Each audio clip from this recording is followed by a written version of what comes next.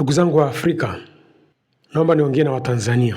Watanzania, tufuatilie bunge vizuri, tujiandae kubadilisha katiba yetu. Tusijizime data. Huyu mbunge Shabibi ni bepari. Bepari ni mnyonyaji. Hiyo ndio tafsiri nyepesi kabisa ya bepari. Wala usiumize kichwa. Na huwezi kuwa tajiri mkubwa bila kuwa bepari. Maanake bila kujua namna ya kuwanyonya wafanyakazi wako. Hiyo ndio principle ya kuwa tajiri. Usidanganywe na hizo elimu unazopewa, fanya kazi kwa bidii. Fanya kazi kwa bidii ni stage ya kwanza ya kutafuta utajiri. Ukishakuwa una uwezo wa kufanya kazi kwa bidii, maana yake si utazalisha. Ukishakuwa na chakula kingi au riziki nyingi, una uwezo wa kuajiri watu. Ukawakadiria ile riziki ulionayo, wao wakakuvunia riziki zaidi. Hiyo ni stage ya pili, maana yake udalali. Ukishakuwa umeimaster udalali, unakwenda kwenye stage ya tatu. Stage ya tatu ni kuikamata serikali ikukabidhi raia ili wanyonye vizuri, uwe tajiri mkubwa. Ndizo stage za kuwa tajiri. Wachana na hizo elimu unazopewaga za fanya kazi kwa bidii, fanya kazi kwa bidii, umekuwa mtumwa. Nani alikuwa tajiri kwa kuwa fanya kazi kwa bidii? Tajiri ni dalali au mtu ambaye ameikamata serikali, serikali ikamkabidhi raia, anawanyonya raia. Hizo ndio stage za utajiri. Sasa Shabibi akiongea huwa namuelewa sana. Kwa sababu Shabibi ni bepari, maanake ni mnyonyaji. Kwa hiyo anajua ni namna gani nchi inanyonywa. Yaani huyu ni tajiri ambaye anajua ni namna gani matajiri wenzake wanavyopiga hela kirahisi.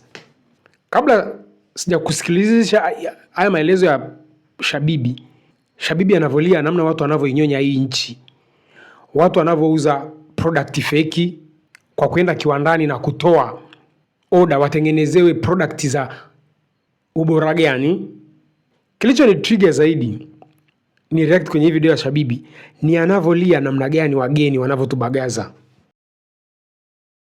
Unafikiri wageni kuibagaza hii nchi wanatumia mwenye gani? Udhaifu wa katiba. Ndugu zangu, katiba ya Tanzania ni nyepesi kuwa tajiri. Kwa sababu alidrafti mkoloni hivyo. Kwa sababu Mtanzania anapokuwa maskini manake si ardhi yake inanyonywa. Kuna video maarufu watu wanaoishi mtandaoni kama mimi. Kuna video maarufu wa China wawili walizitoaga. Wa China wako Marekani. Wakasema hakuna nchi nyepesi kuwa tajiri kama Marekani. Kwa sababu Marekani kuwa tajiri unahitaji fedha au connection. Tofauti na kwa China, sheria ni ngumu sana.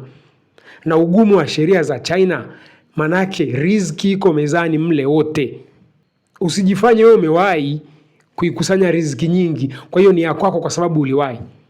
Ukitaka kuelewa ninachokisema, fuatilia ugomvi wa Alibaba Jack Ma na serikali ya China. Kwamba Alibaba ana zile itikadi za monopoly, kuwaua wadogo na kubaki wewe hauna mshindani. Kumbuka wewe ujinga Marekani upo. Tech giant kubwa hivi akina Google, akina Meta, akina Elon Musk kazi yao ni kunyonya vipaji vidogo vidogo vinavyochipukia na wao kubaki hawana mshindani. Hizo kesi ni nyingi sana. Sasa hawa China wameweka wazi kabisa, ukitaka kufanikiwa Marekani, rules ni mbili. Kamata serikali ikumilikishe wa Marekani wanyonye kama Elon Musk alivyofanya, au uwe na pesa. Pesa inakusaidia kwenye connection. Mtu anajiuliza hoja yako ni nini? Hoja yangu ni Shabibi anakuja pale pale kwa shigongo. Hao watu wanajua kabisa tunaibiwa kwa sababu ya wepesi wa sheria ya nchi.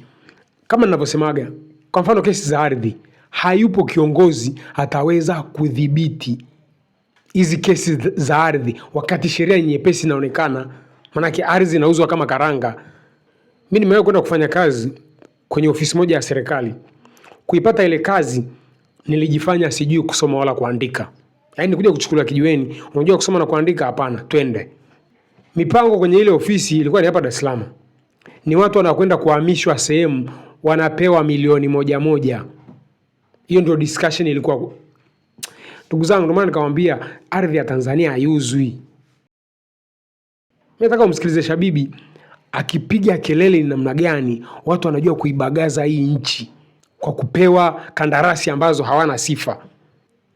Utaniuliza, wakati hao watu wanapewa hizo kandarasi, nani anawasaidia? Ni Mtanzania, manake anapata pasenti yake. Mimi namtafuta Mchina, ambaye Mchina kuna dili hapa. Changu hichi, wewe utakula hichi. Kwa hiyo mimi nakuwa mtu wakati kusaidia kupata hilo dili, wewe jifanye hivi. Yaani namtengeneza Mchina fresh kabisa. Akipata dili na mimi cha kwangu hichi hapa.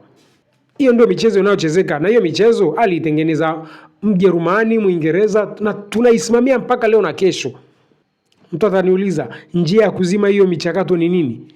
Ardhi kwanza itoke kwa serikali kuu. Hakuna katiba tutaiandika itakayowatetea Watanzania kama katiba haitasema wazi kwamba ardhi ya Tanzania haiuzwi na ardhi ya Tanzania ni ya Watanzania.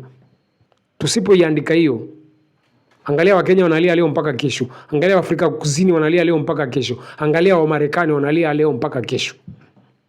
Hayupo giant robot whoever anayeweza kuwalinda Watanzania pasi na katiba kusema wazi mali ya Watanzania haiuzwi ardhi yao.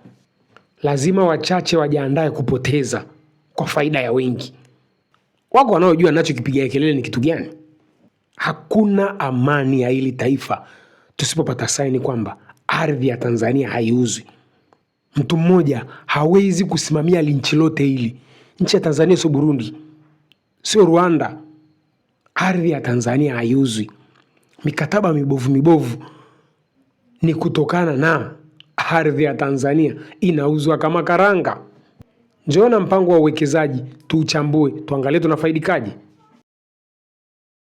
Shabibi ni bepari anayejua ni namna gani mabepari wenzake wanaitafuna nchi. Msikilize hapo kama ukumsikiliza. Tukija kwenye mitaji, hii mitaji twende kwenye uwekezaji. Nyinyi biashara ndio mnayetakiwa mtoe ushauri. Mgeni anakuja anatoa $500. Eti huyo mwekezaji. Hivyo Watanzania wangapi wenye $500? Si wengi hapa. Alafu anakuja na briefcase. Anaenda kuchukua ukandarasi wa barabara. Akichukua ukandarasi wa barabara, hana hata 100 aliyokuja naye. Serikali tena mitunga sheria inampa advance. Akimaliza kwa advance, akichelewa kulipa, anadai penalty. Afu sheria imetungwa na Watanzania. Hii nchi ina rushwa aina gani? Kweli kabisa. Yaani tunatunga sheria wenyewe. Alafu mzawa akija anaomba huo ukandarasi. Hapewi. Huo ukandarasi mzawa hapewi. Na hata 100 hapewi. Lakini akija mgeni unampa kabisa tena, unamuongezea tena na nini? Na pesa. Yaani briefcase tu. Haanzi kazi, na ukimpa unaweza kumpa bilioni 20, analima pale, anasema nataka nyingine certificate. Na ndio maana wanatenda biashara zao kutenda bei ndogo kwa sababu wanajua watawapiga penalty. Utakuta kuna kampuni inadai penalty tu bilioni 100, bilioni ngapi. Tuangalie, tuwe makini. Dada yangu waziri, umeanza vizuri sana. Lakini na uzalendo ulionao, naibu waziri, katibu mkuu, nendeni nyinyi, mnatakiwa muende kila sehemu ya biashara. Ukija pale kwangu Gairo, mabroka wale wazawa sasa hivi wa madini wafanye kazi. Umetaja hapo madini. Kila sehemu kuna Mchina. Kila ukizunguka hapa kuna Kachina kako. Kiangalia haka wenu, kiangalia hata F80 ya Canada. Kako kule nacho kanafanya biashara. Ukienda Kariakoo wanauza mpaka makopo. Wanauza hichi. Sasa hizi ndio biashara. Nenda kafanye wewe kazi huko sehemu hizo kama hizo utapata. Hii nchi tusipoangalia, wageni wataongezeka, na tumekuwa wageni. Viko viwanda, utasema hichi kiwanda kama kiwanda cha tiles, vile vya tiles vile vya China pale kinachukua mawe, kinatengeneza, yanakuwa tiles.